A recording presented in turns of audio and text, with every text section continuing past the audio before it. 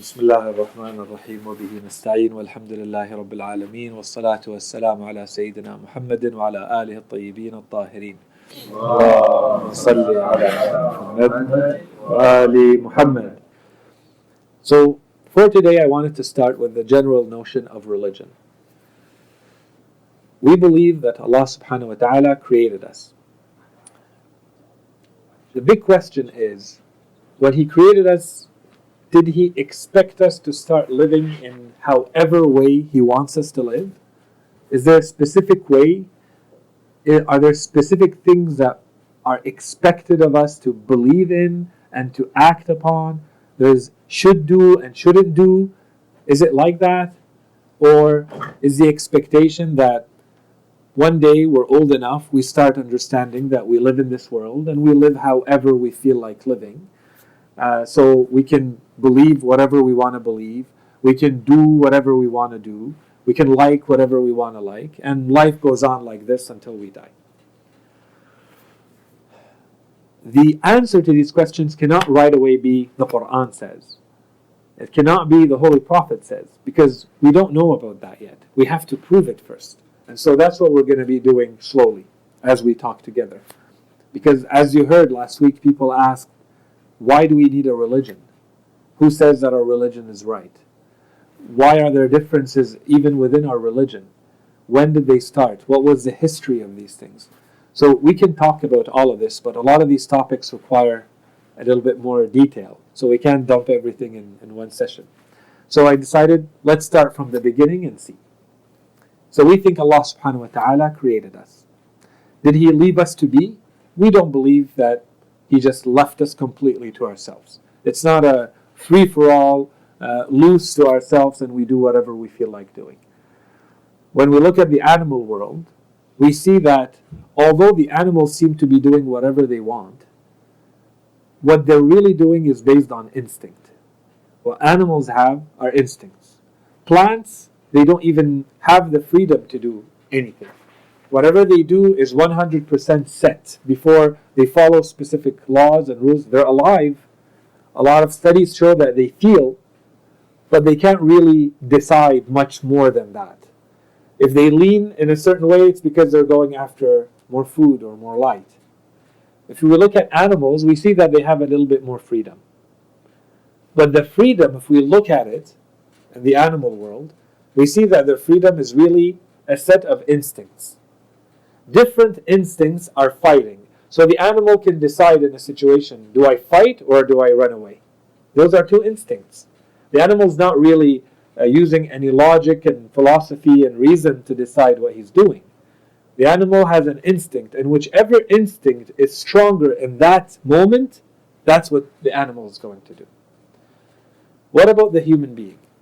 The human being has everything the plants have, has everything the animals have, but more than that, they have freedom and they have a very strong intellect. This is the biggest difference.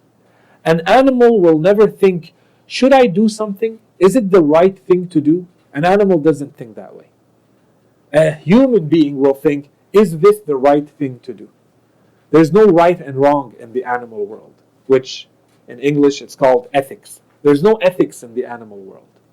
The animal performs whatever they do based on instinct. The human being also has instincts, but you have something that can be stronger than all your instincts if you choose to use it. If you choose to be a human being and not be only an animal. This is where the human mind comes in and you see how powerful it is. All the animal instincts, you have them. You have fear, you like the luxury, you like comfort, you like food, you like resting, all of that, same thing as all the other animals. But you have such a powerful mind that you can override all your instincts. And you have the freedom to do so. A human being can feel all their instincts and decide with their freedom, I'm not going to do what my instincts are dictating. I'm still going to do something else. I'm still not going to do anything about it. I'm very hungry right now. I'm very thirsty right now. But I'm fasting. Therefore, I'm not going to touch the food or touch the drink. You can do that if you want to. You don't have to. Someone else, their mind is too weak, and they say, I'm going to eat. That's it. Too much for me. This is where you see, do you let the animal instinct kick in, or do you let your reason always be in control? So that's one thing.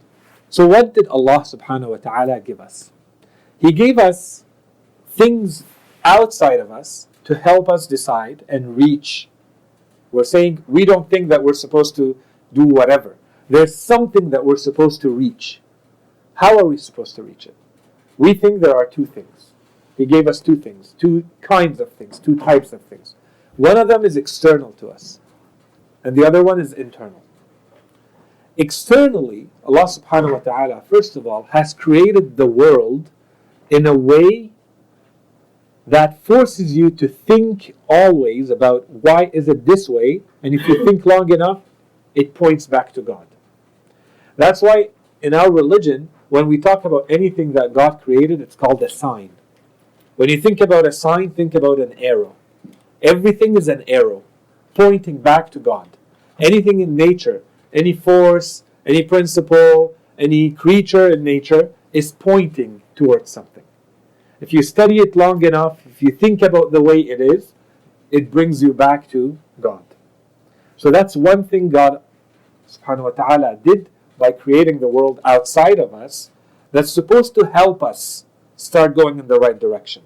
If you spend enough time, you're all alone, human being 10,000 years ago in the middle of the desert. If you think long enough, all alone in the middle of the desert about the few things that are around you, they start pointing in a certain direction. In our very complex world today, it's even more so. More so. That's one. I'll come back to another thing that is external to us. Let's go internal. Internally, Allah subhanahu wa ta'ala gave us instincts or a nature that knows gut feeling. It knows right and wrong. Sometimes when we live our lives, because we have so many distractions, because we are exposed to so many distortions, what is right and what is wrong become a little bit mixed up. But when we're born, and as we grow up, a normal human being, anywhere on earth, at any time in history, leans, likes, desires certain things that everybody agrees on. Everybody likes perfection. Everybody likes beauty. Everybody likes good. No two human beings on earth will disagree that I like whatever is good and someone else say I don't like what is good. That doesn't exist.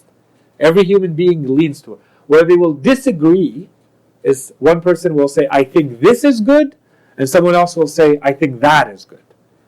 But they agree that they all want the good. They all want what's beautiful. They all want what's perfect. This is human nature. That's one thing that God gave us internally to us, inside of us, to lean towards Him, to walk towards Him in our lives. One thing.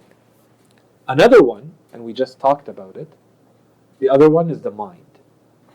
He gave us a very powerful mind, but the mind is like a muscle. Your mind can do a lot of things, but it needs practice. It needs tools. It needs someone to give it things that it can take and go use. And as it uses them and uses them more, the mind becomes a lot more powerful. Just like a muscle. The more you train it, the more powerful it is, the better it gets. The mind is the same thing. The mind and human nature lean towards God. Those are internal aspects, dimensions, tools that God gave us. One. Externally, we said God gave us the whole world, which is a lot of signs. Everything in nature is a sign pointing to God. What else?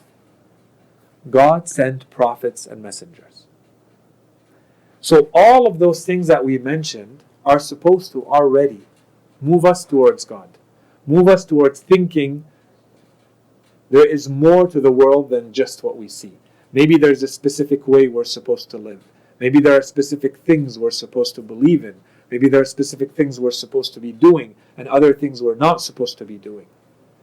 But we're still not 100% sure of the details. This is where messengers and prophets come in.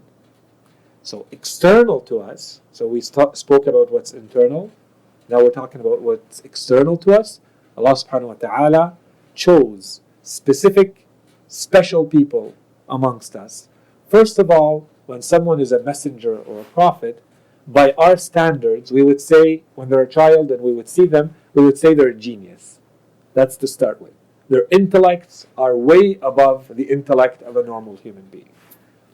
Secondly, they're people whose hearts, whose souls are very clean. So to start with, the people are handpicked by God because they will know how to behave as a messenger and as a prophet to start with, and people will respect them, and people will know that this is not someone who's mentally sick and who's imagining things. No. This is someone we all know to be extremely smart, extremely good, and one day he starts saying, I'm getting a message from God. This is a very different thing than someone who walking in downtown Ottawa saying, God is talking to me right now. So the messengers and the prophets, they start telling their people how they're supposed to be, how they're supposed to believe, how they're supposed to act, what they're supposed to do and what they're not supposed to do. The religions that, we call them religions. What are the religions? Religions are simply a message from God to those messengers, to those prophets, made up of two big things. A system of belief, a series of beliefs.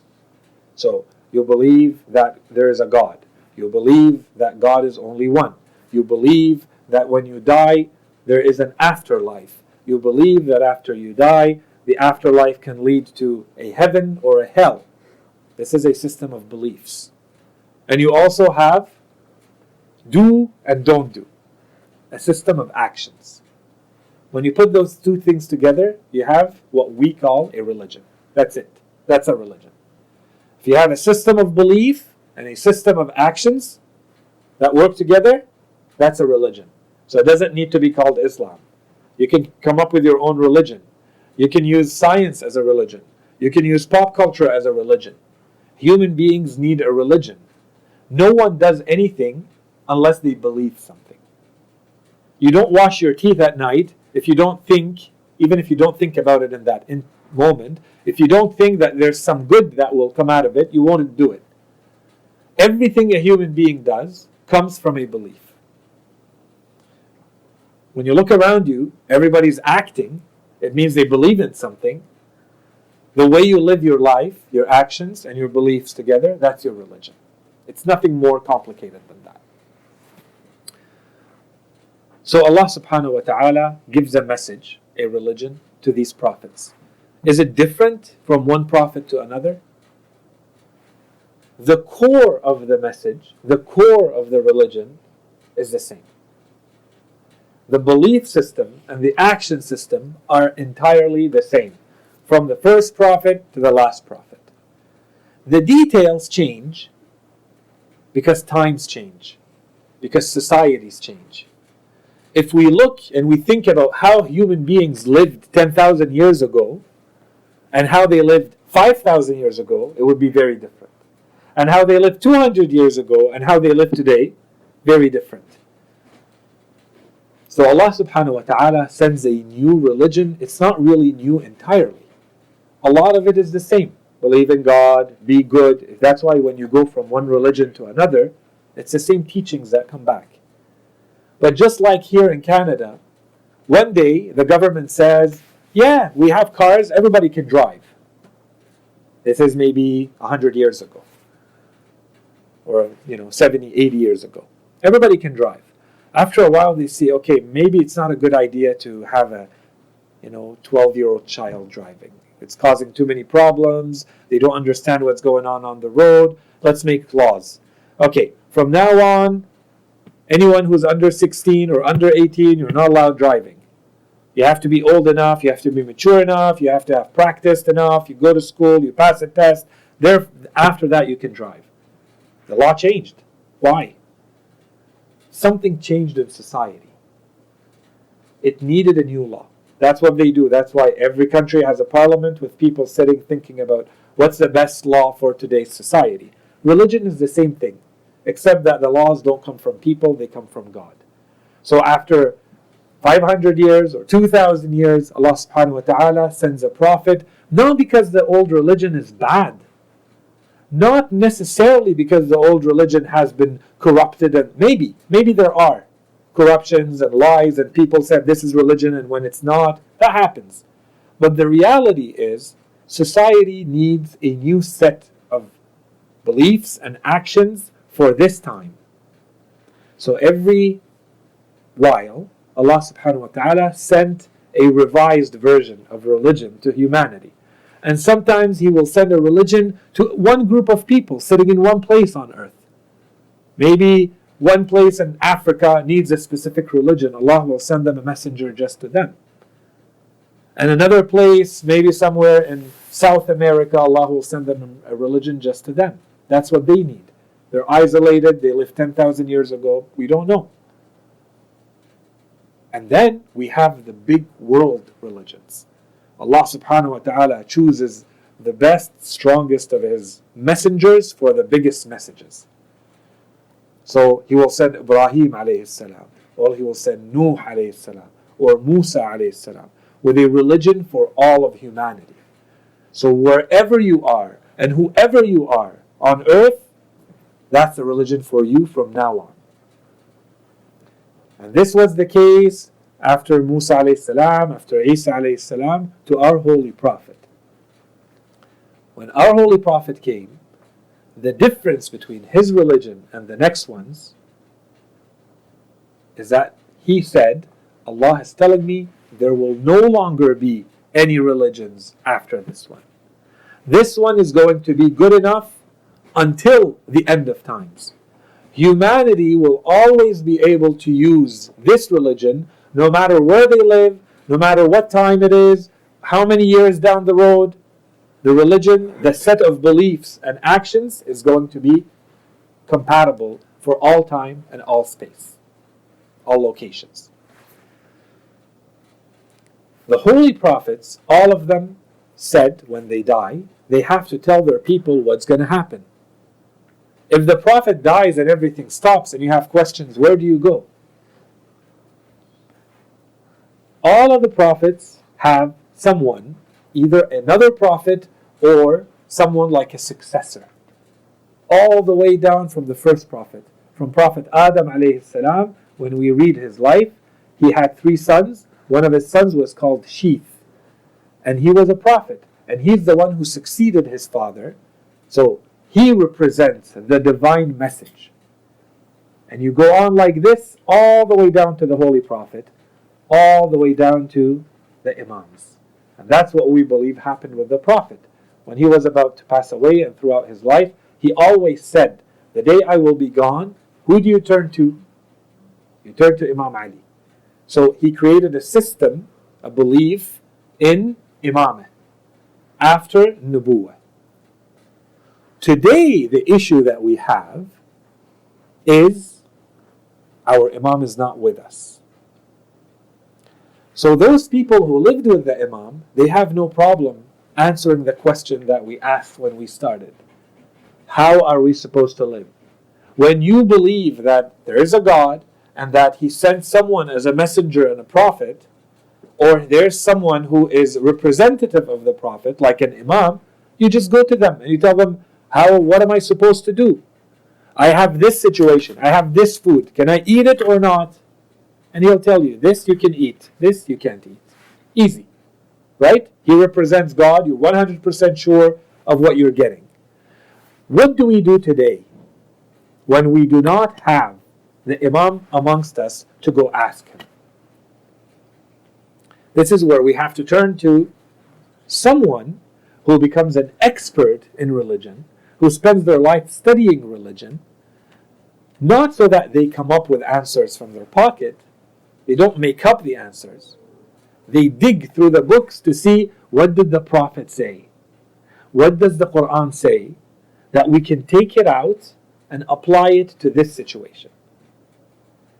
So what they're really telling us is one of 5 things. So this is what we leave the lesson with today, and I will stop with that.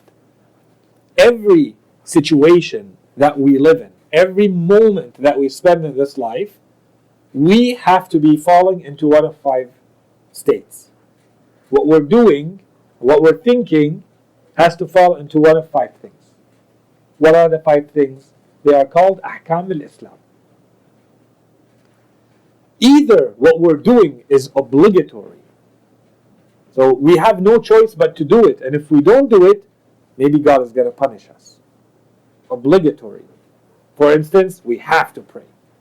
Okay. Or the opposite of that, we have to not do it. So it's a prohibition. It's illegal, if we want to use legal terms. It's illegal. It's against the law to do it. Whatever it is. We're in a situation. Is it obligatory for me to do it? I have a situation now. I have some food in front of me. I have someone I have to talk to. I have something I want to buy. One of 5 things. Obligatory, prohibited, illegal. It's better to do it. It's better not to do it. And it's completely neutral and up to me. So right now we're sitting here. You're drinking Coke. Is it good? What? Is it good, the Coke? Yeah. Okay. So drinking Coke, where does it fall? Is it obligatory to drink Coke? Okay. Is it haram?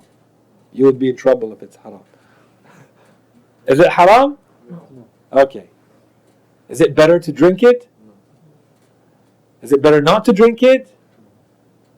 Maybe. It could be argued. Or we say it's neutral.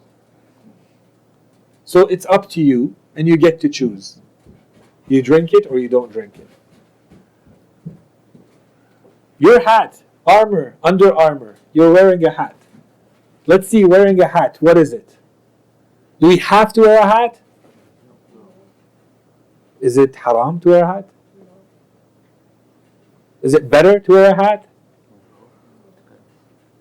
Could be. If it's really hot outside, it might be better to wear a hat. And we would say maybe it's even mustahab. You're protecting your head against harm. It could become mustahab. Maybe, is it better not to wear the hat? Maybe. There could be situations that might be better not to wear. In this situation, we'll say it's neutral, completely up to you. Every situation in life has to fall into one of these 5. So, when we don't know which one of the 5 it is, 100%, what do? That's when we go to the expert that we just mentioned. That's the taqleed. You go to the expert to see, in this situation, which one of the 5 is it? And his job, not to make up an answer, his job is to look through the books, look through the sayings of the Holy Prophet and the Imams, look through the interpretation of the Holy Quran, and tell you which one of the 5 you are supposed to do. That's all for today. Lesson over. Now, questions about this lesson, and then once they're over, we can talk about anything else. Yes.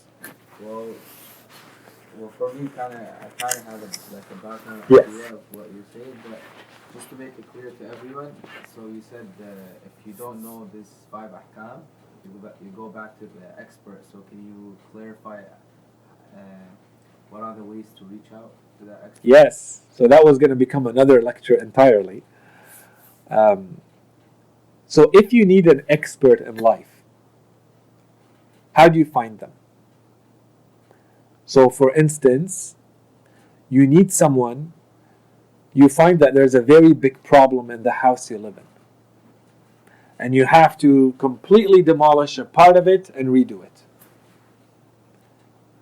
Do you go to just anybody you find on Kijiji? No. Who do you go to? Like the worker.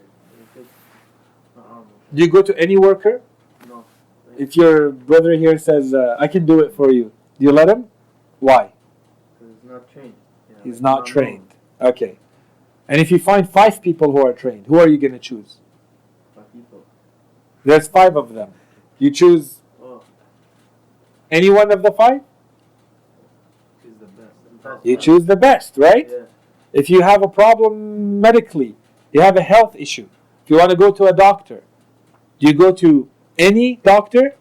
If it's a very important problem, your eye is having a problem and they're telling you maybe, you're going to stop seeing soon, you go to just any doctor?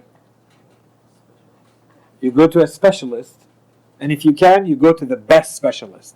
If they tell you there's 5 specialists in Ottawa, you don't go to any of them. You try to find the best of them. How do you find out who's the best? Research. Who do you ask? You go to the library and you research. What do? Who do you ask? Google online. Okay, what does Google tell you? Other people. Could be biased. Okay, it could be biased. Reviews. That's one. How many reviews? 4? Is that enough? The more, the better. Yeah, the majority. The majority. Okay, so if everybody on Amazon says this book is the best book ever written on something, it's probably the best book ever written on something, right? Yeah. Probably. That's one way. Another way, what do? You go talk to other experts. Your father is in the field. Your friend is in the field, and you tell him, look, I have this really big problem. I really don't know who to go to. What am I supposed to do? Who do you recommend? They tell, everybody knows. He's the best. Why do you rely on what your friend is saying? Because he's an expert. He knows that field. So when he tells you he's the expert, say, okay, I can trust him. He knows what he's talking about. He's a mechanic, and I have a problem with my car. And he tells you this is a really big problem. You have to go to the best. Okay, who's the best? Oh, that so-and-so. Everybody knows that he's the only guy who can do it without any problem. So you go ask an expert. And the expert will tell you, we all know who the best is in that field. So these are the biggest ways to know who to go to. You rely on popularity. That's one way. So if the gigantic majority of people, or everybody says one person, that's good enough. If you have enough experts who tell you that's the person, that's good enough. The other way is, and that's what I would personally recommend to all of you, you become an expert yourself. Because really, at the end of the day, why are you relying on someone else? You don't know what's going on in their mind to tell you he's the best and he's not the best. You have to rely on their expertise. But if you were to become the expert yourself, you don't need to rely on anyone. You can go talk to the first mechanic and say, how much do you take to do this? Okay, what are you going to do exactly? Okay, thank you. You go to the next one. And you ask them the same thing and you can decide. Because you're an expert too. Sahih? These are the big ways to reach the person that you're going to do taqleed. And to say, okay, this is the person that I'm going to rely on to get my answers in religion. The reality today is if you go to all these very big names, big experts today, the difference between one and the other in the things that matter to us is very, very minimal. We all pray the same way. We all do the fasting the same way. We do the Hajj in a very, very similar way. The big things that really matter in our lives, they're all the same. And so we're lucky that way, as a madhab, that helps. Yes, they may disagree on many other things. But the big things that we need in our lives, they're very, very similar from one to another. So what I just said usually applies. It's all based on logic. And that's usually what is used in any classic textbook. In fiqh, for instance, that's what they would say. These are the big answers. Yes? When you're talking about the prophet, God chooses them. For example, they're like genius, or they're child, and have higher intellect. So until the time that they receive the information that they will become a prophet or a messenger, like before that, do they know that they will become that, or? Okay, so that's a very, very good question, and it requires a lot of explaining. But generally speaking, not all prophets are of the same level. Yeah, that's what I was saying. So some prophets do not know, and some prophets do. The prophets who do, you can see it from their whole lives. They know that they are different, they know that they are special, but they don't necessarily know exactly what's going to happen. They don't know that they're going to be sent as a prophet to all of humanity. When we read about our holy prophet, we know that our holy prophet had angels around him since he was a child. And they would talk to him and they would take care of him. So he knows that he is in a different state than everybody else. Did he necessarily know that he is going to be the prophet that we know today as Prophet Muhammad, sent to all of humanity until the end of time? We don't have anything that says that. What we do know is he was expecting the revelation to come to him. When it happened, it was not a complete surprise, because he's being prepared all along. It's not the case of every prophet. So not all prophets are the same. Every prophet is unique, just like people are unique. There's no rule that applies to all of them. So do they know? Some of them do, some of them don't. Some of them, Isa alayhi salam, he's born sent as a prophet. He spoke to people when he's just born and he started talking, right? So every prophet is different. I have a question. Yes. So, I came a bit late. I'm not sure you touched on it, but I heard you talking something about like how religion was like keeps getting like revised as our generation goes on. Mhm. So, is that in a way like tells us that like not everything about religion is like set in stone? Okay, so what we were talking about when you came in was probably to say why, let's say when we go to Prophet Musa alayhi salam, it seems to us that he was sent with one religion. And then when we go to Prophet Isa alayhi salam, it seems that it's another religion and Prophet Muhammad is another religion. So are these really very different religions or not? So what we were saying is there's a core that is the same in all religions. In the Quran, this core is called Islam. So when the Quran says that the religion to God is Islam, that's what it's talking about. The core in all religions. It's the same. Inna deen 'inda Allah al-Islam. Religion to God is Islam. But this does not mean that he's talking about our version. It is, but not in the sense that we think. The core is the same. The details change because the context changes. So the religion that a society 10,000 years ago needed is not the same as 1,000 years ago.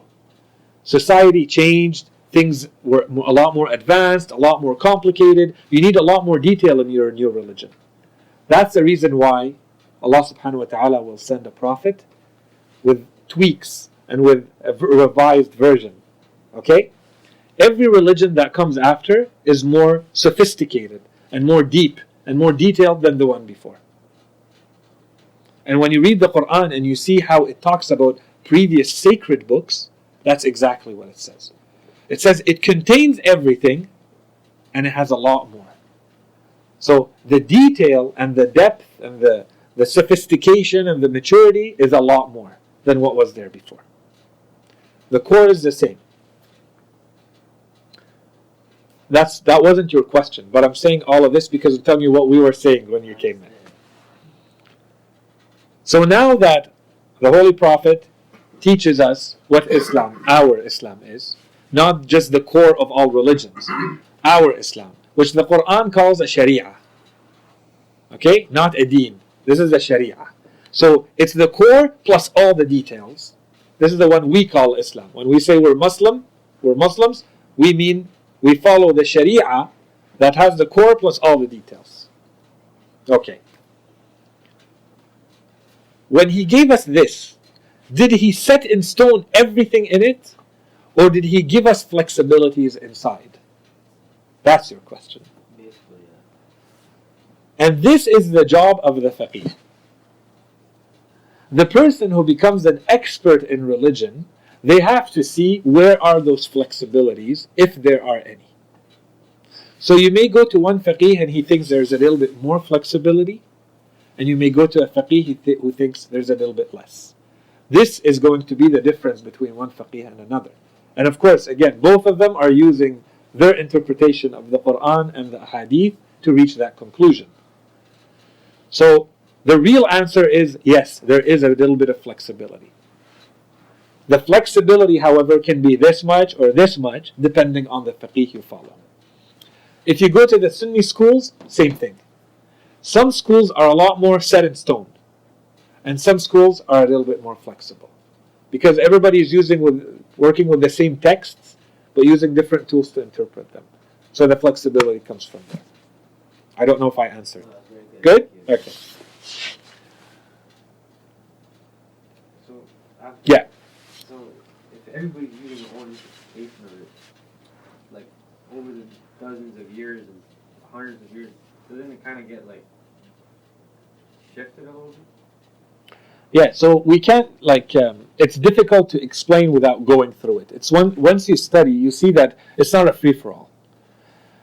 Our scholars, generally speaking, in Islam, scholars are extremely rigorous.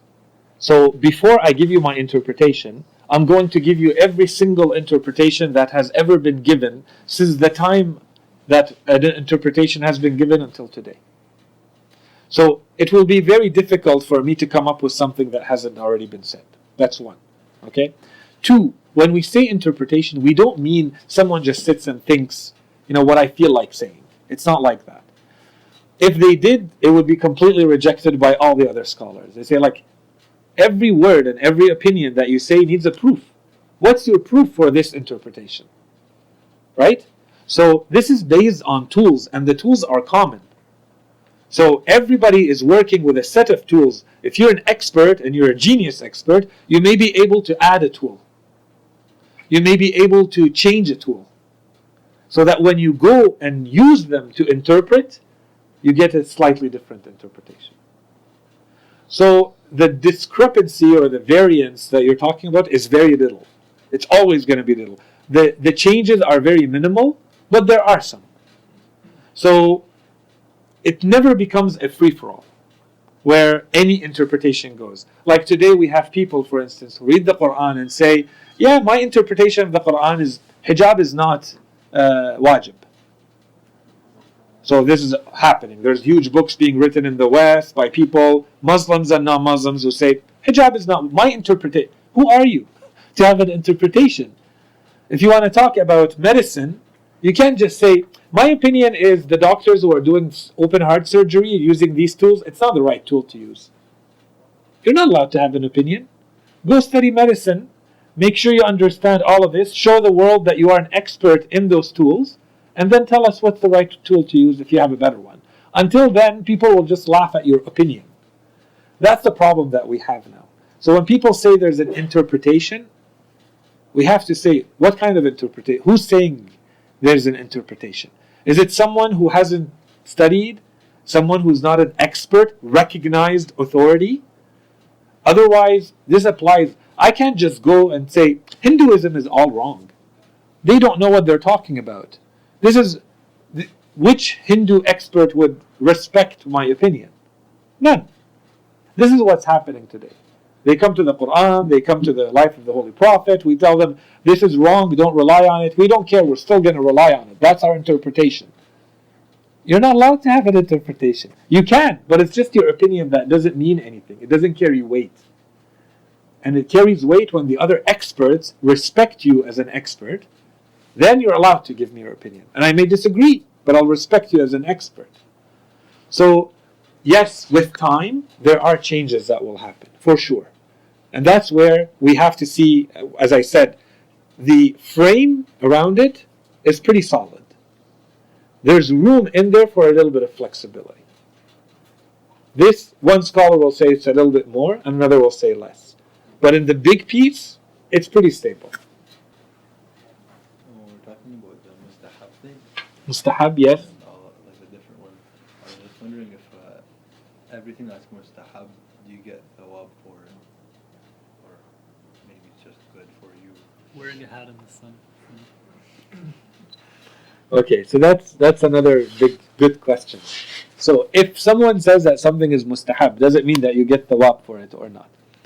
So because this is not a very technical and advanced course, we're just using the terms loosely. Okay?